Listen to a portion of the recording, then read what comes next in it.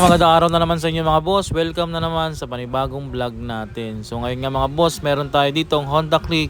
Dumayo pa galing Republic, Quezon City mga boss. So malapit lang naman sa amin si boss. Kaya hindi na siya nagdalawang isip mga boss, magpasalpak sa atin. Sa pagdating pa lang ni sir dito, inumpisa na namin agad ang gawa. Ang pagsukat, pagbutas at pag-wiring mga boss. So mabilis lang namin ginawa itong setup ni boss sa loob lang ng 2 oras. Kaya sa mga Honda Click user natin dyan, alam nyo na po kung paano siya ginagawa at kung ilang oras mga paps. So pagkatapos ka ng lahat-lahat mga boss, binalik na namin yung mismong compartment ni sir at tinap sa battery. Naabutan na nga kami ng gabi dito mga boss sa setup natin. So ayun nga, kung may nakita kayo dito, bagong kasama namin. So batang bata pa mga boss, siya lang yung taga flashlight. Sa mga plug and play setup natin mga boss, ganito po yung gagawin ninyo. So mag-aabang po kayo ng wire galing dyan sa battery, papunta doon sa setup natin sa may compartment. Easy to install na lang mga boss, yung mga plug and play natin pagdating sa Honda Click. Kasi naka-setup na siya pagdating po dyan sa inyo. Hindi na kayo mahihirapan mga boss sa pag-install dito sa setup natin. So balik na nga tayo dito sa gawa natin mga boss. Ito na nga at malapit na tayo matapos. So hindi na natin patatagalin ito mga boss. Sound check na natin tong gawa natin.